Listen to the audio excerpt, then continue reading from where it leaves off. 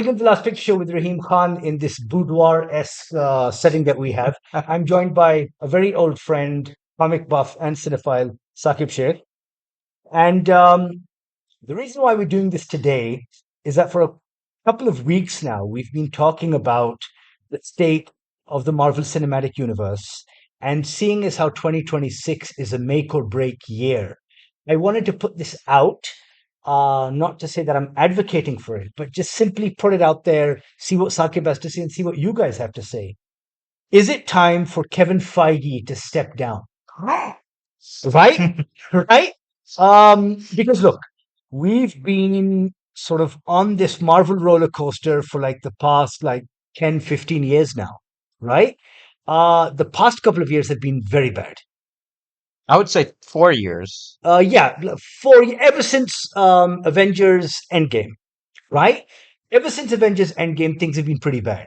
So much so that even fans like yourself Yeah. have turned away from it.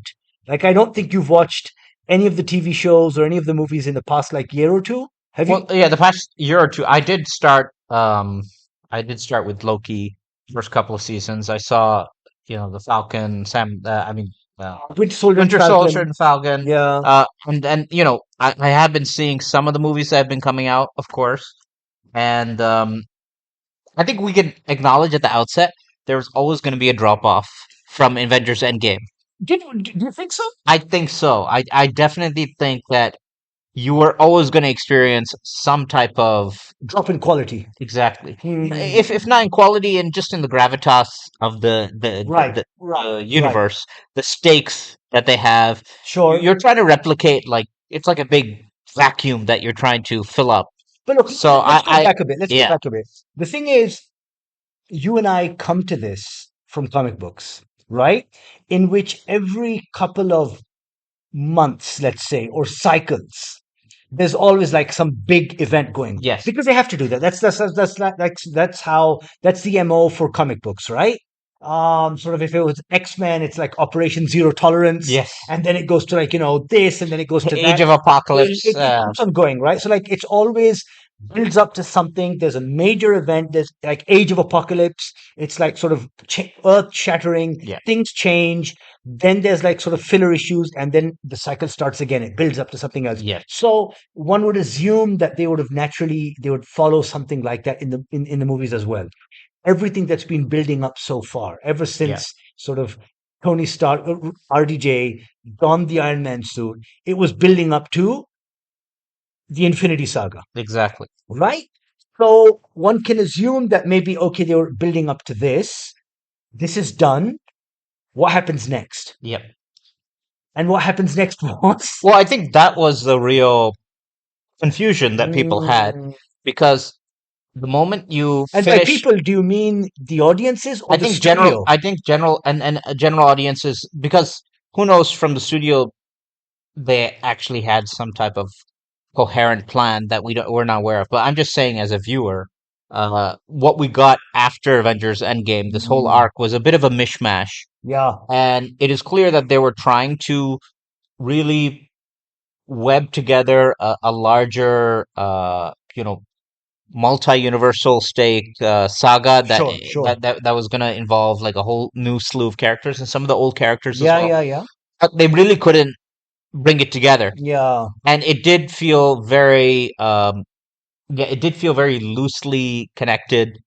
Some of the main movies, it didn't, and then Kang was supposed to be this main character. He was supposed to be the next big bad. Yeah, right? that he was supposed to be the guy, the sort of next Thanos, who was going to be the one who was going to bring the level of sort of threat that was going to outdo the universal level threat that Thanos was. Thanos was, because this was something that is dimension, like it's all time and space. Yeah.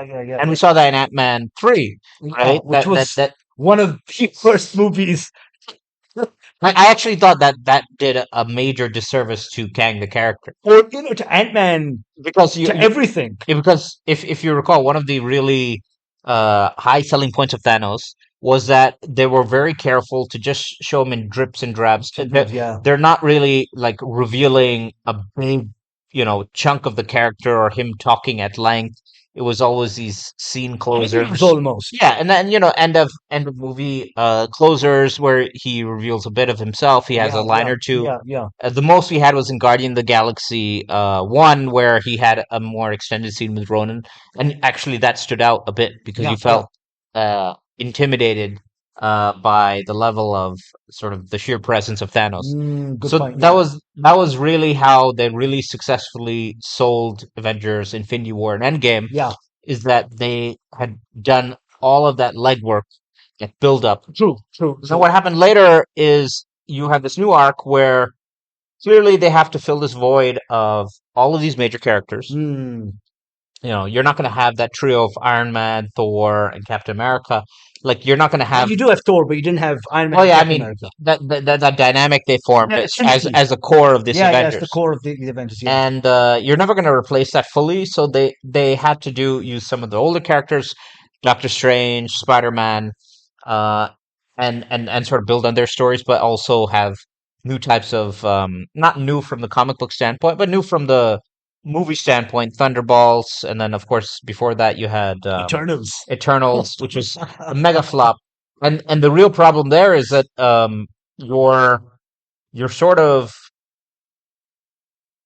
you're sort of hamstrung if you're introducing new characters, Yeah. uh, because you have to really make sure that one, that the characters actually are well fleshed out, but also that they have a screen presence, right? Okay. Okay. So the thing is, where I think I would like to start from in this Hmm. is first of all, why am I saying, and I've been saying this a lot in a couple of the episodes that I've done so far, in that 2026 is a make or break year for Marvel because first of all you have Spider-Man Brand New Day coming up, right? And then you have of course Avengers Doomsday. Yes. Now Avengers Doomsday is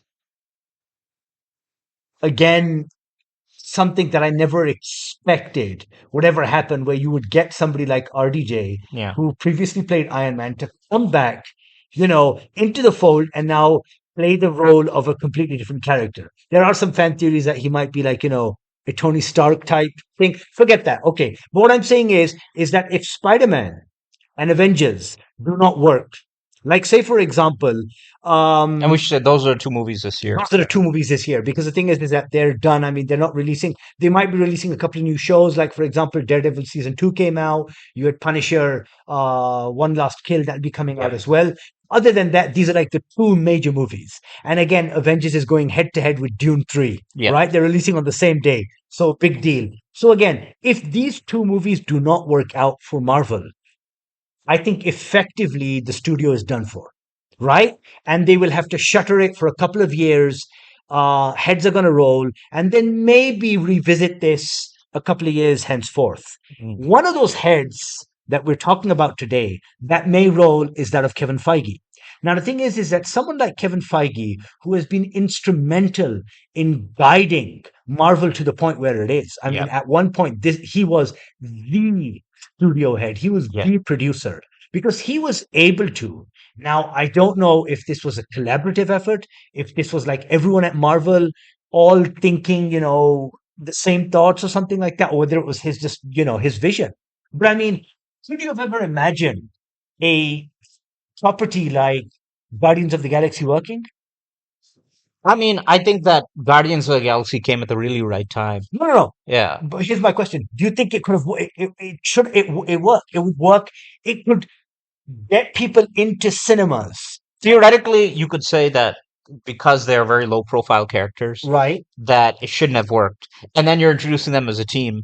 For example, okay, you're introducing as a And we team. have so many examples, Suicide Squad being one, Yeah, where this formula hasn't worked. has to work exactly. And I mean, it worked. So it didn't even work. It was so bad over at DC. But here you had somebody like James Gunn, who again isn't like a mainstream director. No. Or up till that point, he had done like sort of kind of left field stuff. You had, let's be honest, Chris Pratt until that point was a no-name actor, I right? wouldn't say completely no.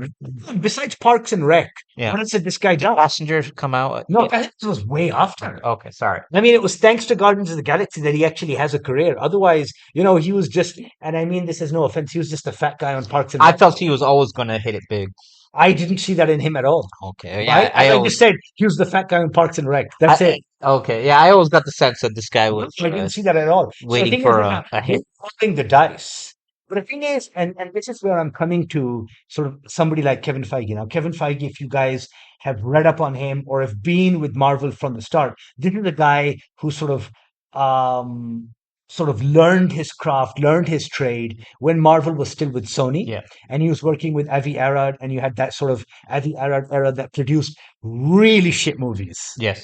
Daredevil with Ben Affleck, Elektra with Jennifer Garner. Yeah, that whole mid 2000s The mid really 2000, yeah, nadir of Marvel filmmaking. yeah. Like for Uh, even though I really like the actor Thomas Jane as the Punisher, yeah, he was a good Punisher. It was just horrible, really bad movies.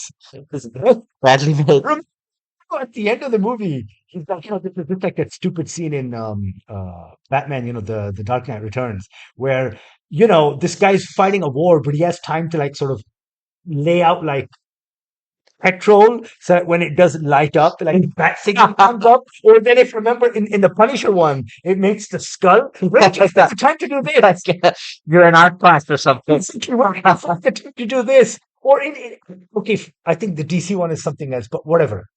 You did have Spider Man movies in that era, Yes. right? And I know that you feel somewhat conflicted about them. Well, I mean, I think there's a bit of a fan consensus about Sam Raimi's movies being better than, of course, The the Andrew Garfield Andrew ones. Garfield's Yeah. ones. I mean, I just think overall they really never really hit a high Hit point a for high me. point. Yeah, yeah, I yeah. feel in terms of just pure filmmaking, they, if you watch them now, they come across as very hackneyed Yeah, they're very yeah, cringy and very dated, frankly. yeah. And I don't know, there is this sort of affection for the Sam Raimi movies, I mean, I like the first that like two. all of the camp somehow just I like the is first two. The accessible. third one was just I don't know. I didn't like the first one. I felt the first I one was enjoyed the first one. I enjoyed the first one. The second one I really liked, and I think I can give credit to Alfred Molina for playing Doc Ock. The third one was just when when Tobey Maguire becomes like a okay, but we don't.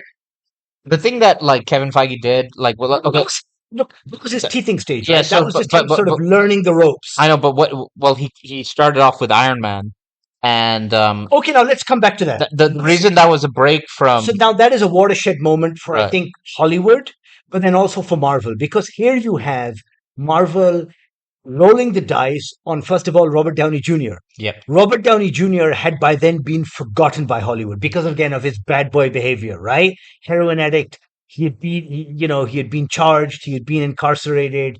So taking this guy and making him like your tent pole. yeah, your talisman figure. Exactly, right? He is the lightning rod for like practically everyone, right? Then you're going with somebody like John Favreau, who until again that point, who wasn't really a big like director, writer, or anything in Hollywood. Now he is because he's done so much. But again, until that point, he hadn't done a lot. So now again, as I said, here you have Feige. Now I don't know if like sort of planets had aligned and it was sort of a divine inspiration or something like that. But he must have sensed something, right? Yes, At this point, that let's take this guy, this actor, let's take this director, and let's see what we can do. I think what he did really well. I mean, one is that in terms of just the management of the filmmaking of getting the right actors Yeah. in the right places. I think that was amazing, right? And It's almost like a light bulb moment. You're like, wait, Robert Downey Jr. as Tony Stark? yes, Makes perfect sense. he became an icon. Icon. But also there was this really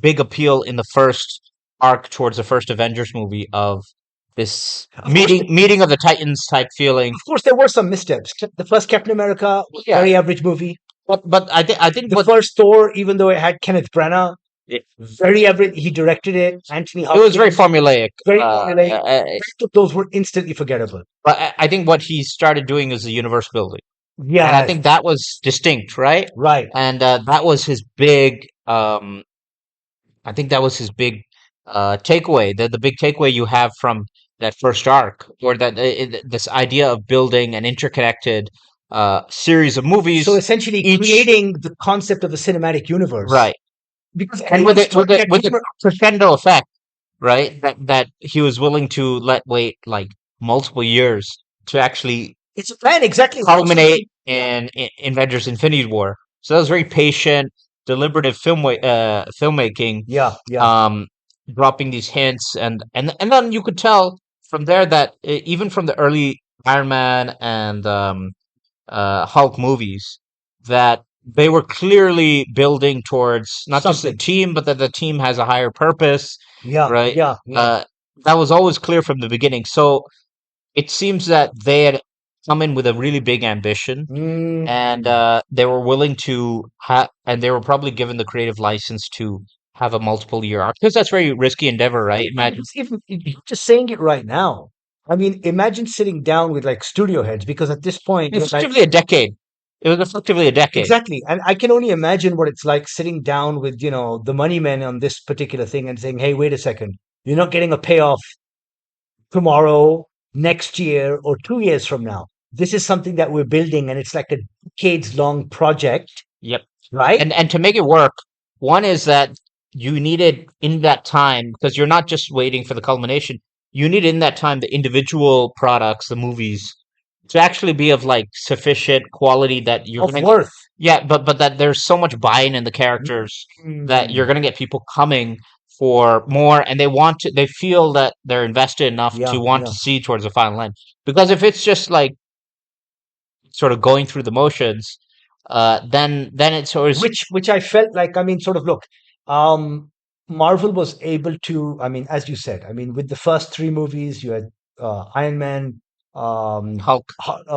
well, the Edward Norton Hulks. I don't know if I want to include in this. Well, I mean, because you have to do it. Remember the end scene? You had Tony Stark in there, and then they reference in that movie that, Did away with Ed Norton. but then they Abomination in that movie I falls love back that. later. I love that Hulk movie. I Yeah, mean, sort of. I know it. I don't know what it goes about under the radar a lot, it goes under the radar a but lot because again, I mean, maybe it was overshadowed by Ang Lee's Hulk. I mean they're mining it now for like a Oh lot of yeah, the She-Hulk. a lot of the She-Hulk stuff came from that. Yeah, Yeah. I really liked that movie, and the final fight scene was fantastic. When they broke Brooklyn. Yep.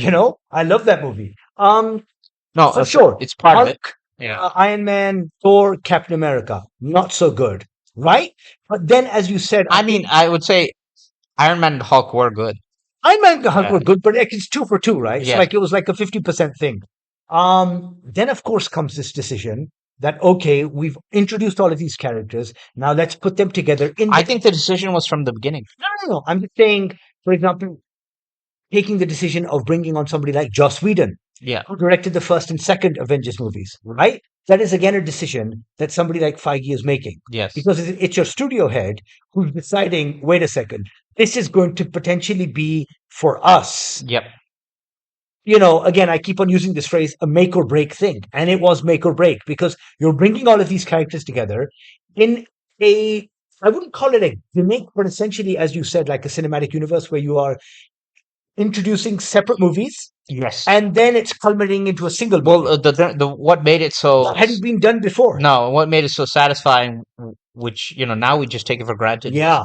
was the idea of like clash of universes, or like back in the day we had, before it was WWF, it was WWE. Run, exactly. Yeah, when WCW and WWF, whenever you could say that, oh my god, like, everybody in the audience, and then the announcer's like, "What's happening?" Right? So you sort of had that feeling in the first Avengers movie, right? Yeah, yeah, I agree. So Yeah. and the reason you could sort of break that phase one and then phase two, uh, is that they had these milestone events that each of them were leading towards. So there was a culmination, right? Right, yeah. So after the second act, Avengers Endgame, No, the idea then, wait, no, a yeah, second. We're still talking about, okay. look, we still have the So single let's talk about phases. what worked in that little phase, right? Okay, so Uh, I mean, look, what's it called? You did Avengers, right? It did gangbusters, both critically and commercially, yeah, right? The second one, maybe not so much.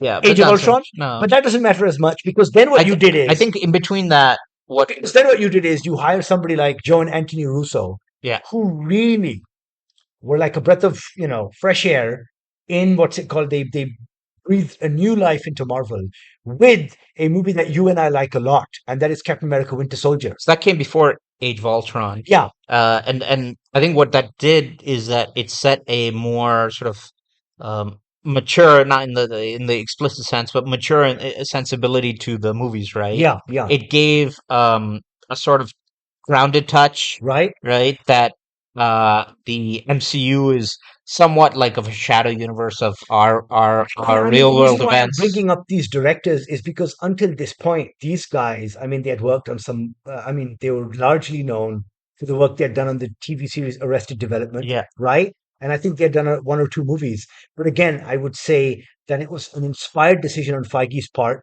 to take these two Yes. guys, right? And again, hand them the reins because the thing is, it was the success of Winter Soldier, Civil War that then led them to coming on board for Yes.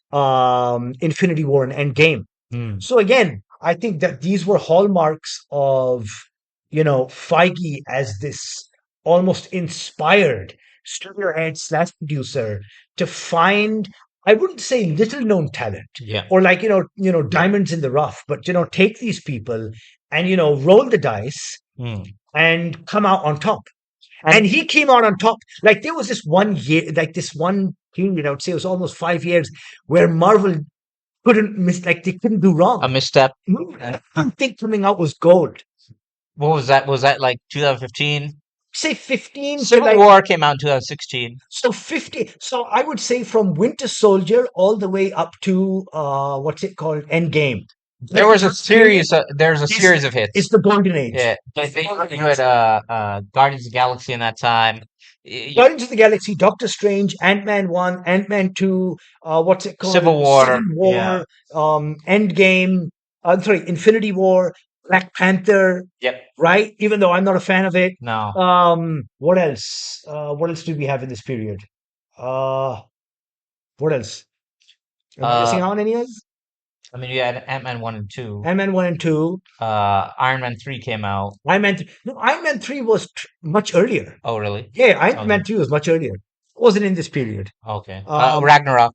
Ragnarok. Again, taking someone like Taika Waititi, who was a director of like comedies and stuff like that, but he decided to like give it to him, and it turned out to be the best Thor movie. It was like lightning in a bottle. Exactly. I mean, it was the golden age for Feige. Now we can come to the point where you were talking about is you have Infinite in Endgame, right? Everything is tied with like very neat knot. Yeah, Captain America's gone. Captain America's gone, Iron Man's Iron Man's gone. gone, and you fans and I think critics are wondering what's next Yeah. and what happened.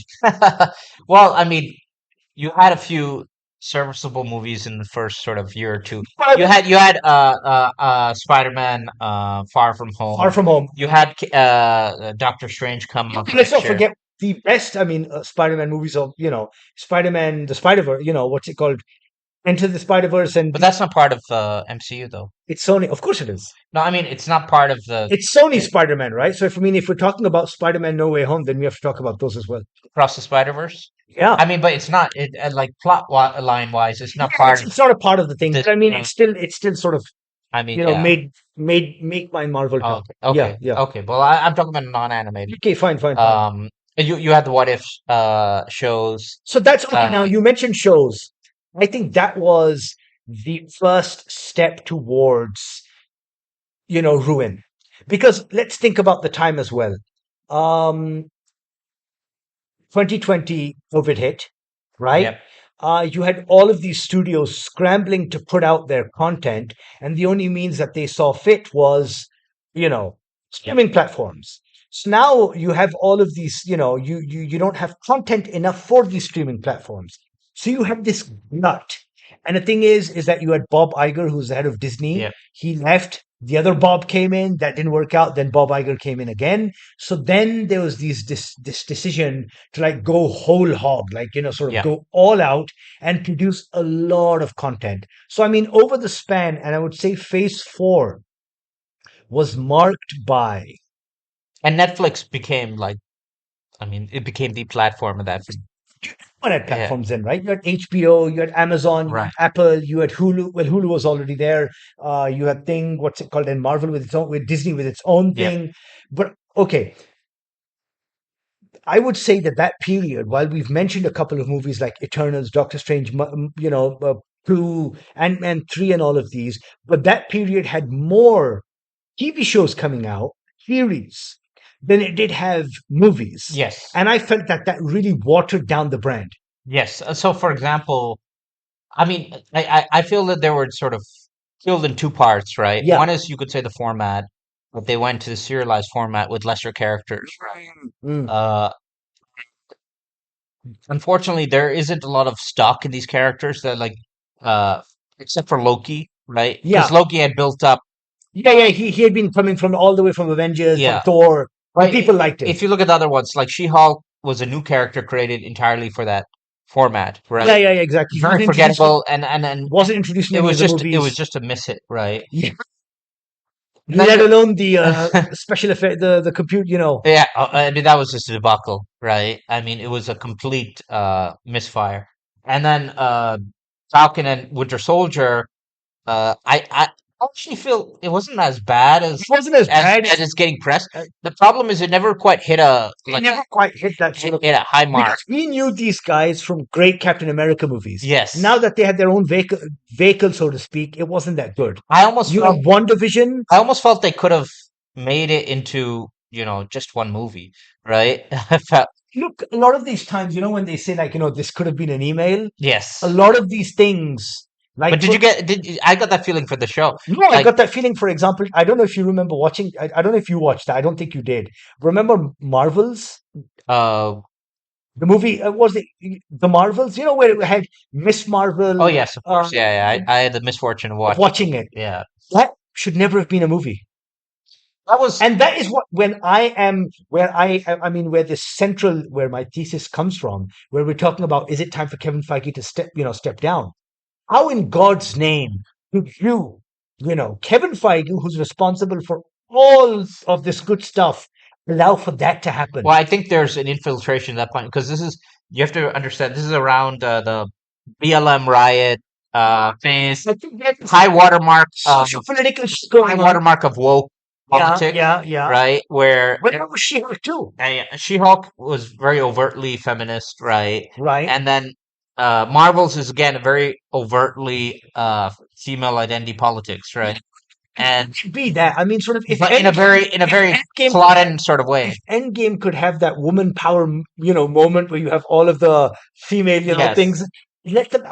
That's. I'm fine with that. But For it. it's willing to suffer it. If you're going to do that, by all means, do it. No one's, please, at least make it good. Yeah. It was so bad. It was so bad that again, I wonder that all of that movie could have been, you know,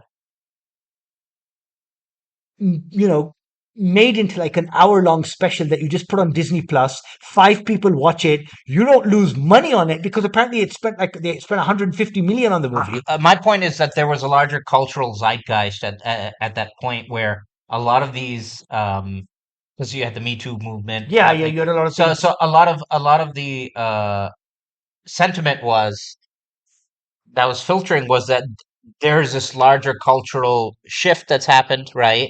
And that we need to respond to that. I'm just talking from the I producers, get it. I absolutely get it. and they were completely wrong, by the way, because Mm, they put the message, so to speak, the message yeah. uh, before the actual quality of the Yeah, content. yeah. So And I think now it's sort of pulling back from what I've noticed, right? I think generally as Because an industry, in the middle, the ones that did well, like you had Spider-Man No Way Home, yeah, right? That was just good, solid filmmaking. that was just It was it was a back good to the movie. character, Yeah, like, and within that, if you package some of this type of woke sentiment, yeah, people are messaging, willing to sort of let it slide. accept it. Yeah, But generally speaking, they just want they're going there for good superhero movies. That's it. Absolutely. And They in don't want. a movie like Marvel's made no goddamn sense at all because again, these were characters like Kamala Khan. Like again, she's Pakistani. I'm glad that we have somebody on screen, right? Um, Again, she's like a no-name character. She had a horrible show, right? Did you watch the show? No, no. I only watched Yeah. the first two episodes. Yeah, and you were lucky, you were the better for it because I sat through the entire thing, right? It was a stupid show. I didn't like it. And then you had what's it called again? Miss Marvel, with Brie Larson. I don't think she left much of an impression as a character. Yeah, I'm surprised that like For them to give her, Feige didn't get that. yes, Like exactly. because that was a very common feedback. I mean, to the point where they're even memeing her how she responds to interviews. That Yeah, the yeah, other yeah. main actors are there, and they're the ones who the journalists actually want to talk to, and she's sort of butting in and saying, "Hey, I'm one of the guys, right?" And everybody's like sort of annoyed with her Yeah, yeah, and yeah.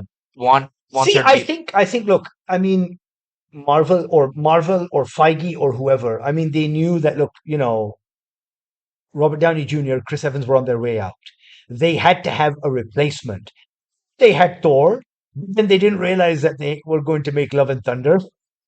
Right? I mean, I think Wait a second, wait a that's second. the So problem. then Yeah. they thought that, okay, now we have Brie Larson. We're going to introduce her as, Miss Marvel, Captain Marvel, whatever the hell her name is, as a potential, like, so on and so. She can go toe to toe with Thanos, even though she's barely in Endgame. I mean, what the fuck, man? Okay, so she's a heavyweight, right? And maybe she can fill in where Iron Man and Captain America, I mean, maybe she can fill in that. He couldn't because the movie was very average. If you Yeah, remember her own movie, right? very forgettable. Very forgettable movie, right? I didn't really warm up to Brie Larson as, what's it called? Carol Danvers slash, is it Captain Marvel or Miss Marvel? I'm forgetting. Well, and then you have the other. Forgot is she Captain Marvel also the one that could uh photon the one who could that the African American lady who could. Oh, Monica Rambeau. I have no idea. I don't know. They're all just the Marvels. They all just seem like I know them from the comic book, It's the comic books. but I mean, in this, like, neither of these three people, maybe Kamala Khan appealed to like a younger sort of and the demographic. funny point is in the backdrop of all of this, they're trying to build towards sort of two bigger plots. One is Secret Yes, Wars, and and then then the other Secret is a Invasion. Kang and Completely. They're trying to build up, but okay, so they're trying to build up the Secret Invasion, right? yes. Skrulls and all of that stuff. Does anyone even remember that? It was quietly swept under the rug because they tried their Well, best. you had Nick Fury wake up in this outer space interstellar port of Yeah, but then even he got his own TV show, right. which was meant to be like this spy thriller, and it had great like Olivia Colman, some really decent actors in it. Did anyone even watch that? I know I did, right? But it was so painful to watch, Yeah. and that entire story arc was done away with. You see, the problem here is that what I've come to realize now is that in the first arc of the MCU, Yeah, people sort of took it for granted that look, there can't be serious life-changing consequences to the characters right. because we're building up to the real Sure, sure. big finale. And you're willing to be along for the ride for that, right? But the tension would be, and this did become an issue, was how to maintain sufficient stakes in each movie Right, that right, you right. feel invested in it, but you also want. So, like, the real driving part of the first arc was you want to see the team form together, Yeah, yeah, right? So yeah. every part of it is feeling like that, right? That agent, like Agent Phil, Phil Coulson, yeah, yeah, yeah, yeah. he's meeting Thor, and then he's meeting Iron Man. Then, like, you feel a bit of excitement. And That him dying in yeah, the first Avengers, we were like, what? right, and then It's like a really minor character. Thousands of Shield agents die a day exactly. in these massive. But he's like That one guy, we're he like, went out with a good but then final he blast. resurrected then. Yeah. Anyways, but and then the point of the second arc was that you're going towards the confrontation with Thanos, Thanos, right? yeah, yeah, yeah. So you're willing to sort of suffer the fact that somebody's going to encounter one Infinity Stone, Yeah. right? but it's not going to be like that you're going to blow up an entire planet or that you're going to have a character die because Hmm. that's sort of the point of the final thing. But you're willing to do it because and that's what Feige did masterfully is that Yes. he managed to sustain that tension Yeah, he did. even though there was a complaint at that time that you felt like I That they didn't were trying to keep that dragging. that they're sort of like having these movies as fillers, Right, right, right. Just right? to get, I get it. I So it get was it. a very difficult act. Now Yeah, the problem now is that uh, you're on one hand you're trying to do both things again, right? exactly. Have good individual Have products, lightning but strike then again. lead it towards a Something big. Yeah. final finale. But the problem is that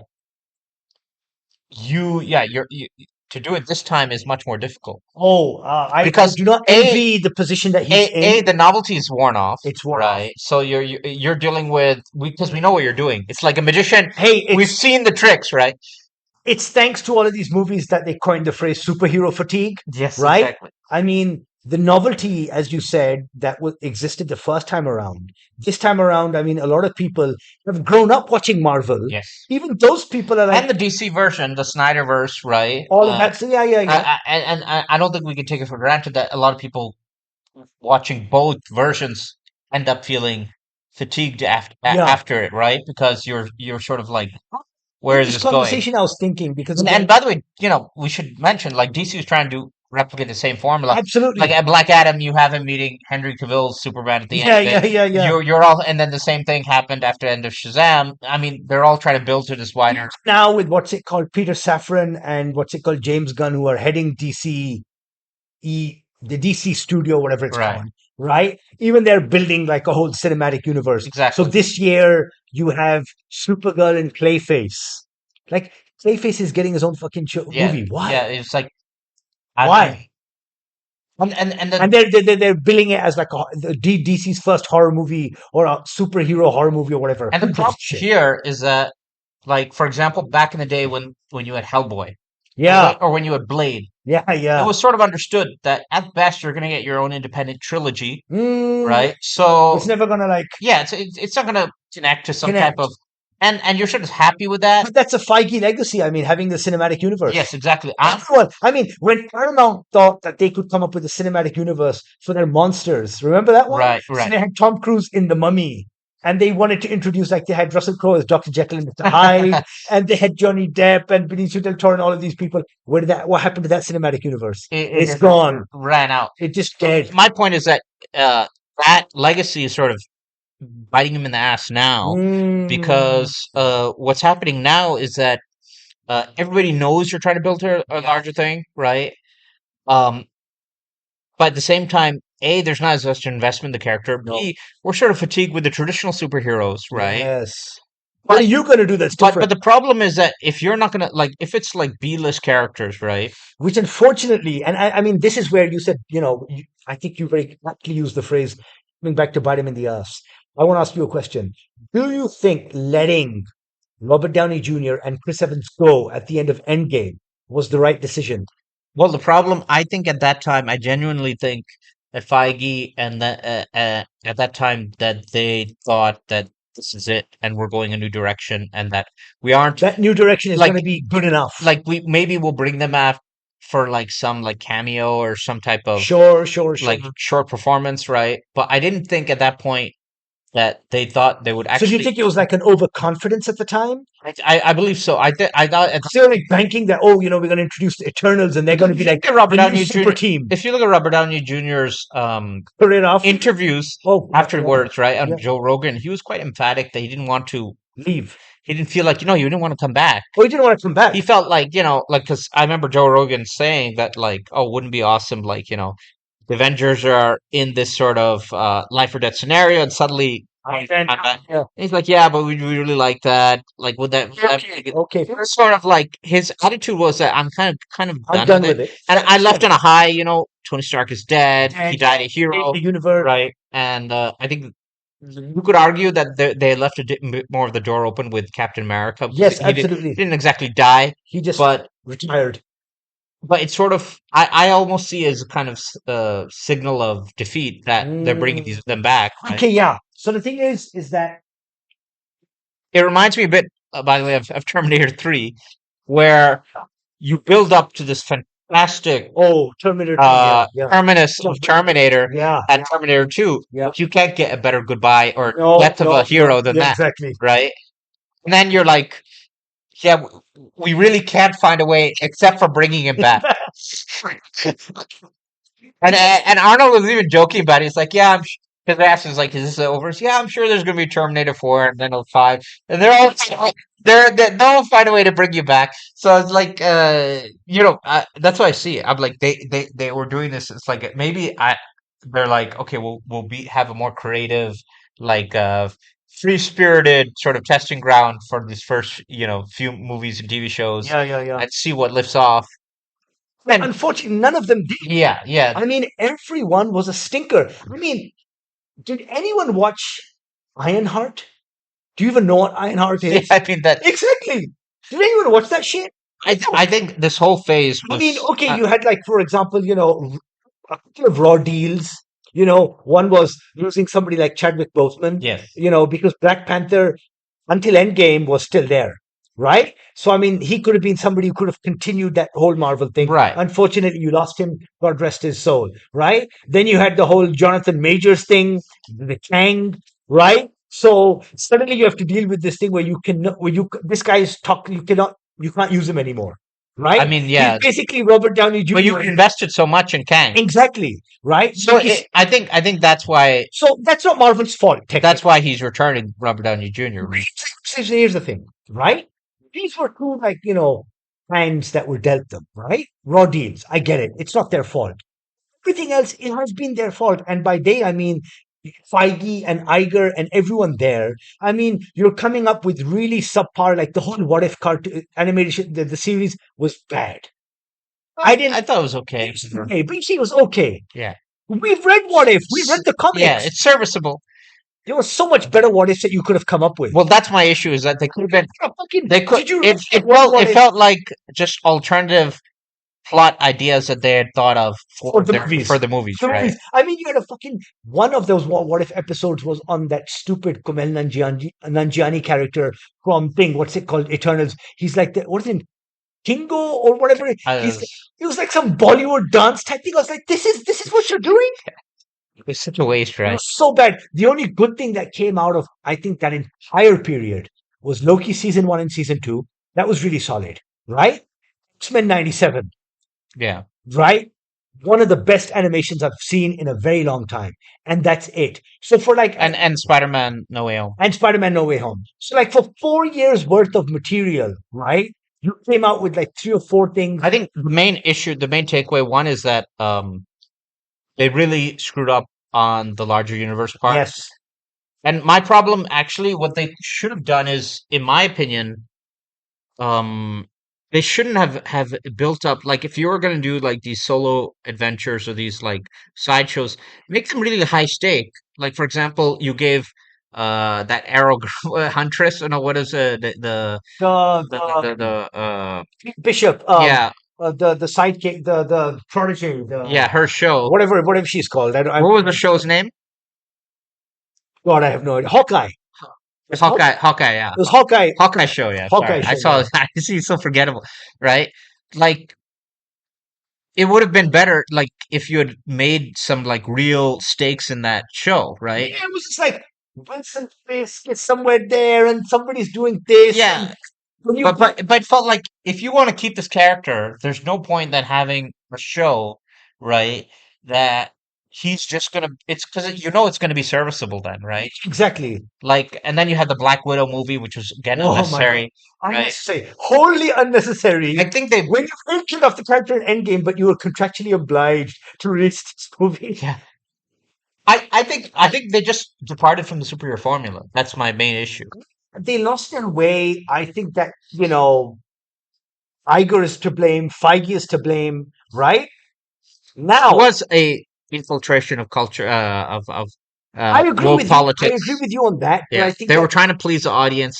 I agree with you. But the thing is that again, for somebody who's had this vision, right? And I think it's only human to, like, misstep like this, to err, and he did. Now the question comes, because we've almost, like, we're here at the present, we're almost here at the present day. Um, they desperately, and I mean, again, I've used this phrase before. It screams of desperation, bringing back Robert Downey Jr. to play Doctor Doom, right? And then you're bringing also what's it called, Captain America back, right? No, I think the other also bigger aspect is Yeah, yeah. you're connecting three. We're forgetting Fantastic Yeah, Four, you're bringing all of these disparate universe Fantastic together. Four, X-Men, X-Men, Avengers. Avengers. So I think that Has has the potential. that has some like depth. Like, let's be honest. I mean, we'd all be interested to see that on the screen, Hey right? man, that's what I wanted Doctor Strange Multiverse of Madness to be. Well, yeah. I mean, Remember when we were supposed to get Tom Cruise as Cruise Iron. as Iron Man? You remember that? I was like, when is he coming? When is he coming? And of course, And the most disappointing is all of the characters they show in the trailer yeah, happen to be one. Like, there's no surprise in the movie, there's no surprise in the so movie. it's like Yeah, it was yeah, just a yeah, letdown. yeah. Um, So now look, this is a point where I think a lot of their decisions, even now, like I spoke about this, I put out a video about this. You learned about it right now, where they're taking Avengers Endgame, yeah, right? And I'm not clear if it's re-editing it or they're just like, inserting as like sort of an end credit scene. But to A, do away with that whole Kang mess, and A, to sort of somehow or the other introduce to fans retrospectively Doctor Doom. yeah, They're re-releasing Avengers Endgame in September, 3 months ahead of Doomsday, with this Doomsday coda, right?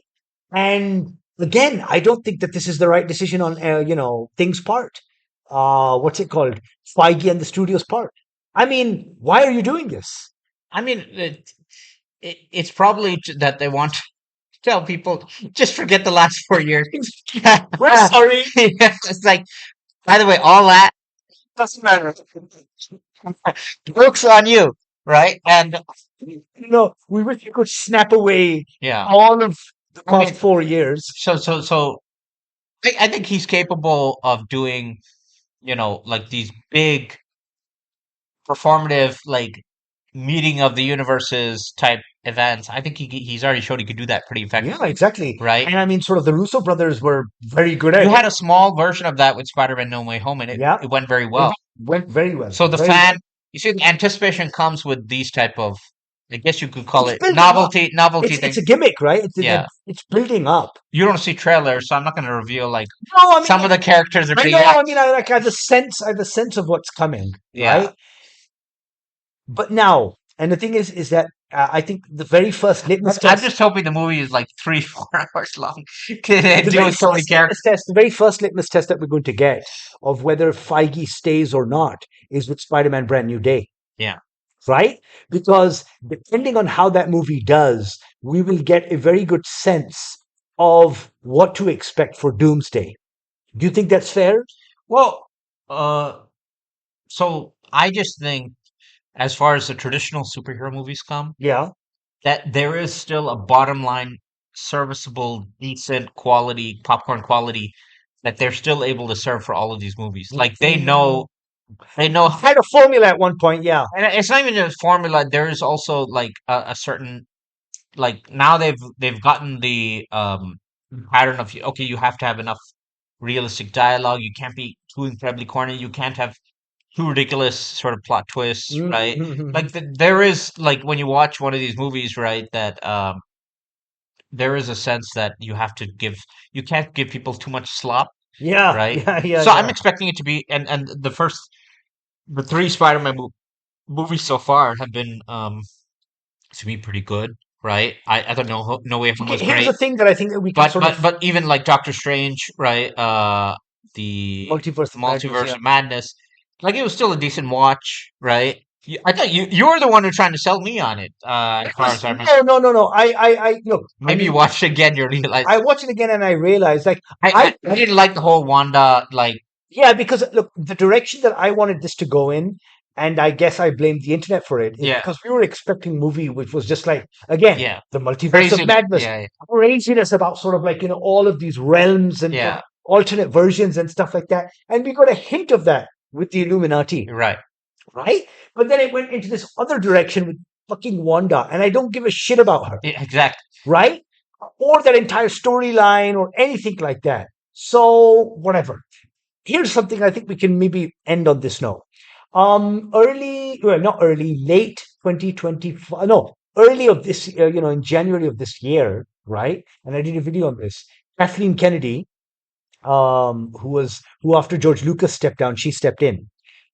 She decided to call it a day, right?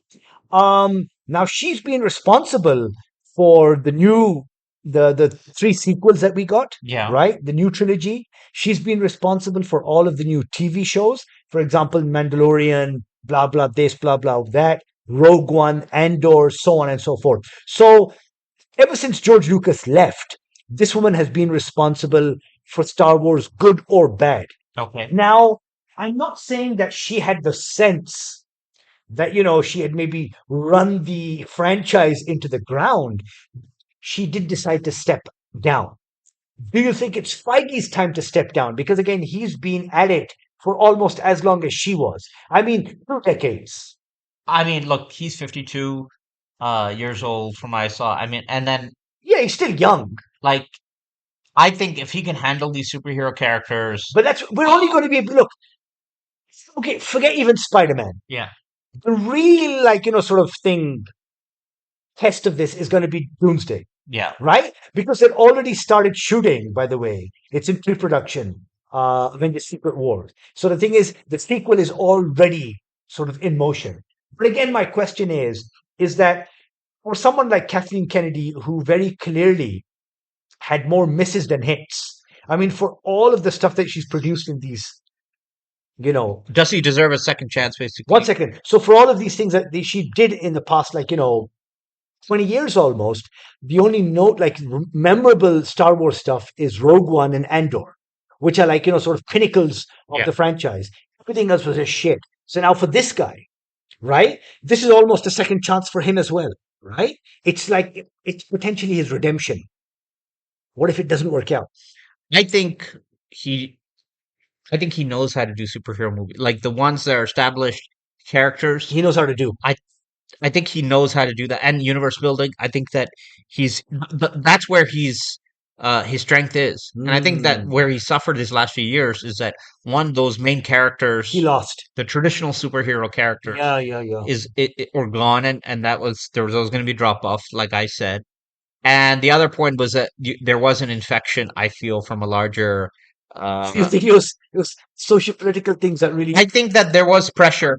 it was To greed. I think it was greed, honestly. Agreed. And then there was a format pressure, like Format pressure, we yeah. want to do this cheap.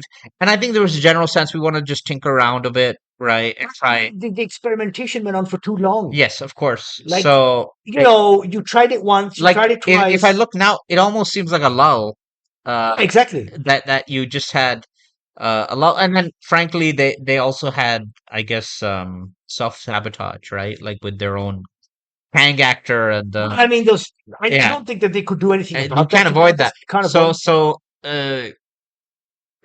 Just in sort of in summary, I would Maybe in just like 10 years, Jonathan Majors will be like, sort of like, yeah, much like Robert Downey Jr., people will be like, hey, it's okay. Come back. come back, please. Come back. No, but I think that there's enough to vest a degree of confidence in him. Okay. I wouldn't, because like I said, I have enough confidence that they're still able to produce an entertaining popcorn flick. Okay, Hmm. I don't think that they are going to go all this way to just sort of violate the characters, to just sort of have the Good choice of words. have Violate. yeah, basically just butcher any remaining sort of legacy of the characters, and then have Robert Downey Jr. Robert Downey Jr. I think he's very picky about like He has to be now because, again, yeah. like this guy I is don't like, think he would just come back if he didn't feel that he would be actually getting like a really good. yeah. Listen, all of this comes from a place of, Yeah, sincerity where like we are fans. We want to see Marvel back to, its heyday. Want to see Marvel doing good. yeah. But And look, we're also jaded. I mean, let's be yeah, frank. yeah. We've seen even the good superhero movies, right?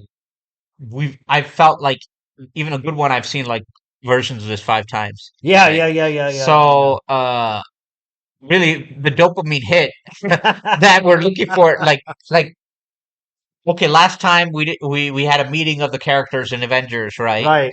And then a meeting of the Avengers, sort of, like the different An characters. expanded Yeah. Now Avengers we're having roster. like different Universes collide. colliding. So we're gonna get X-Men, Avengers, and the Fantastic Four. So that's the next dopamine hit, Yeah, right? yeah, yeah, yeah. I'm pretty sure they know where exactly fans want what type of interaction. Yeah, yeah, yeah. Like You know, Wolverine there. arguing with Cap about some life and Imagine death situation. who they're casting for Yeah. Wolverine if they have cast him I mean, already. part of me is disappointed Cap is returning. I'll be honest. Like, Listen, I think that they shouldn't have done away with these characters to begin with. Maybe Iron Man, I get it, right? Maybe yes. because Robert Downey Jr. was saying, Well, because I want to move the on. character arc But of Iron Man was going to end with death. end with death, that's Yeah. fine. But I don't think they should have gotten done with Captain America. And as you said, they kind of left the door open because he wasn't dead; he was just like in Yeah. retirement, right? And I still think Chris Evans still has a lot of mileage, on the character itself. Yeah. Um, I'm So on I would be very honest. I was very disappointed when they announced that Robert Downey Jr. is coming back as Doctor Doom. yeah. I'm like, you know what, man? No. Yeah, it's like going back to an ex, right? I felt like this was Yeah. something that you guys could have easily You found. could actually say you're right. The problem was me. Essentially, It's like I thought it was you, but you're right. we all along. So the problem here is that I'm sure they could have found like some really good actor. Hollywood is full of them, right? Who could have, filled in these boots. But now they've gone to him. Yeah, I also felt that because I understand Doctor Doom is a really compelling character. Oh yeah, he's So amazing. so you could definitely build a whole universe arc around him. Um, the only thing is that like could you did you need to bring back Robert Downey Jr.? Yeah, I think that I they don't could think have it was hired. necessary. I think they could have I hired think it was somebody just else. it comes across as sort of a shock tactic, Yeah, it's right? it's it's. I don't know. I'm very questioning I of can this. just say as a fan, I wasn't like really thirsting for him to return. No, Yeah, maybe as Iron Man, sure.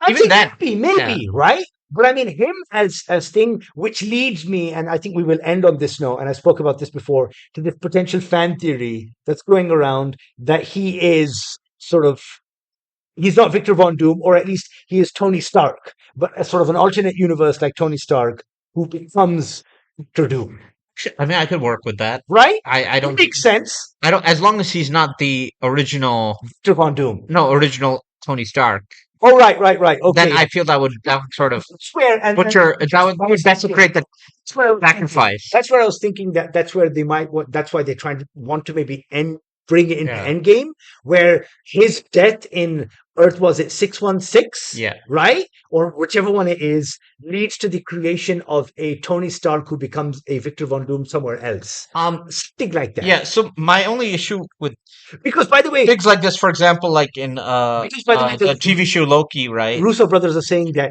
you have to watch this Avengers Endgame to make sense of Doomsday. Okay. They're saying it's a critical component. Uh, Exactly right. it's annoying.